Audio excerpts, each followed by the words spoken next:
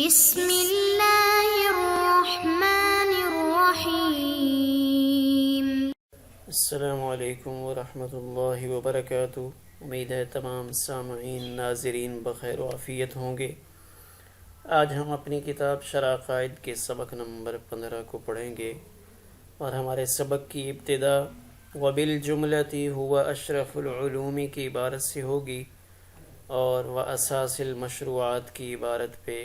ہمارا سبق انشاءاللہ مکمل ہوگا۔ آئیے سب سے پہلے آج کے سبق کی عبارت کو دیکھتے ہیں۔ وَبِالْجُمْلَةِ هُوَ أَشْرَفُ الْعُلُومِ لِكَوْنِهِ أَسَاسَ الْأَحْكَامِ الشَّرْعِيَّةِ وَرَئِيسَ الْعُلُومِ الدِّينِيَّةِ، وَكَوْنِ مَعْلُومَاتِهِ الْعَقَائِدَ الْإِسْلَامِيَّةَ، وغايته الفوز بالسعادات الدينية والدنيوية، وبراهينه الحجج القطعية المؤيدة أكثرها بالأدلة السمعية، وما نقل عن السلف من الطعن فيه والمنع عنه فإنما هو للمتعصب في الدين والقاصر عن تحصيل اليقين، والقاصد إلى إفساد عقائد المسلمين، والخائز فيما لا يفتقر إليه من غوامز المتفلسفين، وإلا فكيف يتصور المنع عما هو أصل الواجبات وأساس المشروعات۔ آئیے اب اپنے سبق کی عبارت کا ترجمہ دیکھتے ہیں۔ وبالجملۃ، خلاصہ کلام یہ ہوا، هو اشرف العلوم، کہ متقدمین کا علم کلام ہو یا متأخرین کا، وہ علوم میں سے اشرف ہے۔ کیوں؟ اس کے احکام شرعیہ کی بنیاد ہونے کی وجہ سے، اور علوم دینیہ کا رئیس ہونے کی وجہ سے، اور اس کی معلومات کے اسلامی عقائد ہونے کی وجہ سے، اور وغایت ہی، اور اس کی غایت دینی و دنیاوی سعادتوں کے ساتھ کامیاب ہونے کی وجہ سے، وبراہینی، اور اس کے براہین ایسی قطعی حجتیں ہونے کی وجہ سے، جن میں سے اکثرها بالادلۃ السمعیۃ، جن میں سے اکثر کی تائید نقلی دلائل سے بھی ہوتی ہے۔ وما نقل عن السلف،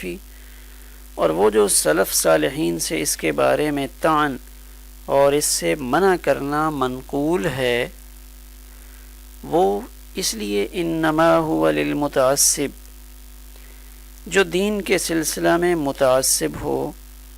اور یقین کے حاصل کرنے سے قاصر ہو،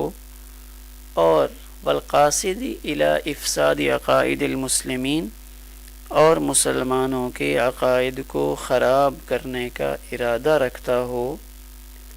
والخائز، اور جو فلاسفہ کی ایسی باریک بحثوں میں گھسے کہ جن کی ضرورت نہ ہو، وإلا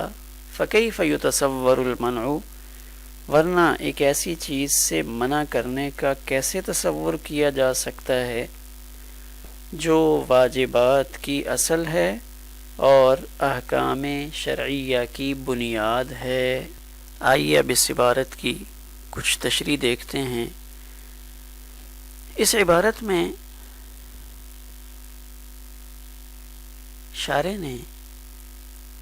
علم کلام کے اشرف العلوم ہونے کی وجہ بتائی ہے کہ وہ علم کلام خواہ متقدمین کا ہو یا متاخرین کا، بہرحال وہ تمام علوم سے افضل اور اشرف ہے۔ فلسفہ کی آمیزش سے اس کی اہمیت میں کوئی کمی نہیں آئی۔ اس کی 5 وجوہات شارح علامہ تفتازانی خود بیان فرما رہے ہیں۔ پہلی وجہ کہ علم کلام تمام احکام شرعیہ کی اساس و بنیاد ہے، کیونکہ تمام احکام کی تعمیل اللہ اور اس کے رسول صلی اللہ علیہ وسلم کی معرفت پر موقوف ہے، اور یہ معرفت علم کلام ہی کے ذریعہ سے حاصل ہوتی ہے۔ دوسری وجہ، علم کلام تمام علوم دینیہ کا سردار ہے،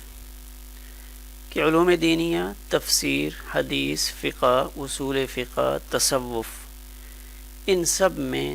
سردار کی حیثیت علم کلام کو حاصل ہے، کیونکہ یہ سب علوم موقوف ہیں اللہ تعالیٰ کی ذات و صفات کی معرفت پر، اور ذات و صفات کی معرفت حاصل کرنے کا ظاہر ہے ہمارے پاس ایک ہی ذریعہ ہے، اور وہ علم کلام ہے، لہٰذا علم کلام سب علوم پر فائق ہوا۔ تیسرا، اس سے حاصل ہونے والی معلومات اعلیٰ اور اشرف ہیں، یعنی وہ تمام معلومات جو حاصل ہوتی ہیں وہ ساری معلومات چونکہ عقائد اسلامیہ کی معرفت سے متعلق ہیں، بس معلومات کا اشرف ہونا اس علم کے اشرف ہونے کو مستلزم ہے، کیونکہ جس علم کے ذریعے جس درجہ کی معلومات حاصل ہوتی ہیں وہ علم بھی اسی درجے کا مانا جاتا ہے، چونکہ اس سے حاصل ہونے والی معلومات اعلیٰ درجے کی، لہٰذا یہ علم بھی اعلیٰ درجے کا کہلائے گا۔ چوتھی وجہ، اس علم کی جو غایت ہے، یعنی اس کا جو فائدہ اور نتیجہ ہے، وہ ہے دینی اور دنیاوی سعادتوں کا حصول، اور یہ تمام غایات میں اعلیٰ اور افضل ہے، اور یہ بات مسلم ہے کہ جس علم کی غایت جیسی ہوتی ہے اس کی حیثیت بھی وہی ہوتی ہے۔ پانچویں وجہ کہ اس فن کے مسائل کا دار و مدار ایسے عقلی اور نقلی دلائل پر ہے، یعنی اس کے اندر دلائل پائے جاتے ہیں اور اکثر نقلی دلائل سے مؤید ہیں، یعنی جو عقلی دلائل ہیں ان عقلی دلائل کی تائید میں بہت سارے نقلی دلائل موجود ہیں، لہٰذا یہ فضیلت اور برتری دیگر علوم کو حاصل نہیں، اس لیے کہ دیگر علوم میں اگر دلائل عقلیہ موجود ہیں تو پھر ان دلائل عقلیہ کے پیچھے تائید کرنے والے نقلی دلائل عموماً موجود نہیں ہوتے، لہٰذا اس میں چونکہ عقلی دلائل کے پیچھے نقلی دلائل بھی موجود ہیں، اس وجہ سے اس کی فضیلت اور برتری بقیہ علوم پر مسلم ہے۔ اب ہم عبارت میں دیکھتے ہیں وَمَا نُقِلَ عَنِ السَّلَفِ مِنَ الطَّعْنِ فِيهِ، کہ بعض سلف صالحین سے اس کے حصول کے بارے میں ممانعت کی آراء ملتی ہیں، جیسے امام یوسف رحمۃ اللہ تعالیٰ علیہ اور امام شافعی رحمہ اللہ تعالیٰ علیہ اور کچھ حضرات کی طرف ممانعت کے اقوال منقول ہیں، تو علامہ تفتازانی یہاں اس کی وضاحت کر رہے ہیں کہ وہ جو سلف صالحین سے اس کی ممانعت کا قول ملتا ہے یا والطعن فیہ، اس میں انہوں نے طعن کیا اور اس سے منع کیا، تو وہ منع کرنا عام نہیں ہے، بلکہ وہ ممانعت مخصوص ہے 4 قسم کے لوگوں کے ساتھ۔ ان میں سے پہلا المتعصب فی الدین، جو دینی معاملات میں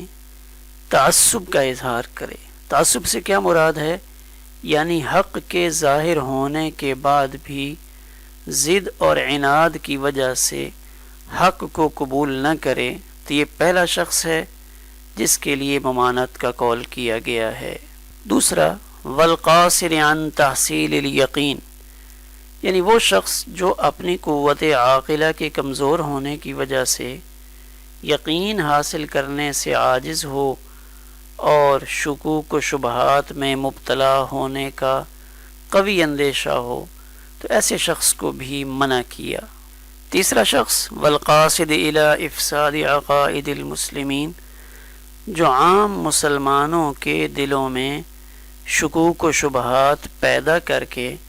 ان کے عقائد کو بگاڑنا چاہتے ہو، یعنی لوگوں کے عقیدوں میں خرابی پیدا کرے، تو ایسے شخص کو بھی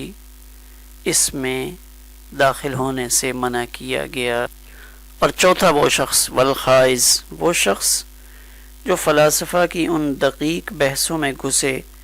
جن کی کوئی حاجت اور ضرورت نہیں، یعنی نہ وہ ہمارے دنیاوی فوائد سے متعلق ہیں اور نہ ان مباحث سے کچھ اخروی فائدہ ہے، تو ایسی مباحث میں پڑھنا بھی اس سے منع کیا گیا کہ کوئی شخص جو اس نظریے کے ساتھ پڑھے اور اپنی صلاحیتیں ان مباحث کے اندر لگائے، تو ایسے شخص کے لیے بھی ممانعت کا قول کیا گیا ہے۔ غرض یہ 4 قسم کے لوگ ہیں جن سے سلف صالحین کی طرف سے ممانعت کا قول ہے، ورنہ علم کلام میں تو کوئی مضرت نہیں ہے۔ وَإِلَّا فَكَيْفَ يُتَصَوَّرُ الْمَنْعُ، تو یہاں سے شارح نے بتا دیا کہ اتنا عظیم الشان علم، اس سے ممانعت کا تصور نہیں کیا جا سکتا، یہ تو مفید ہی مفید ہے، البتہ استعداد کے فرق اور محل کے اختلاف سے اس کے آثار، ان کے اندر فرق آ جاتا ہے۔ جیسے قرآن مجید میں اللہ تعالیٰ کا فرمان ہے یضل بہ کثیرا ویہدی بہ کثیرا، کہ بہتوں کے لیے وہ سامان ہدایت ہے اور بہت سے لوگوں کی گمراہی اس کو سن کر اور بڑھ جاتی ہے۔ اس کو ہم اس مثال سے بھی سمجھ سکتے ہیں، جیسے غذائے صالح یعنی اچھی غذا صحت مند آدمی کے لیے تو صحت و قوت کا اضافہ اور اس کا سبب بنتی ہے، لیکن یہی اچھی غذا اگر ایک ایسا شخص جس کا ہاضمہ خراب ہو اس کو کھلائی جائے تب غذا تو اچھی ہوگی، لیکن اس کی بیماری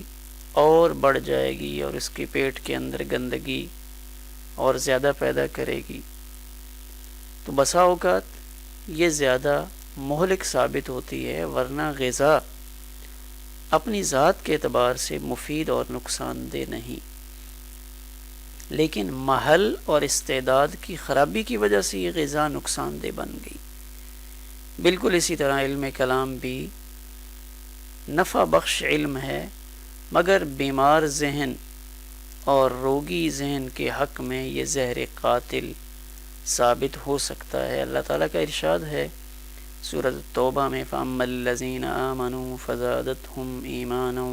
وَهُمْ يَسْتَبْشِرُونَ، یعنی اللہ کا کلام سن کر مومنین کے ایمان میں تازگی اور ترقی ہوتی ہے اور قلوب مسرور و منشرح ہوتے ہیں۔ اس کے بعد منافقین کے بارے میں فرمایا وَأَمَّا الَّذِينَ فِي قُلُوبِهِم مَّرَضٌ فَزَادَتْهُمْ رِجْسًا إِلَىٰ رِجْسِهِمْ وَمَاتُوا وَهُمْ كَافِرُونَ، یعنی جن کے دلوں میں کفر و نفاق کی بیماری اور پلیدی ہے، ان کی گندگی اور پلیدی میں اور اضافہ ہو جاتا ہے، یہاں تک کہ یہ بیماری ان کی جان ہی لے کر چھوڑتی ہے۔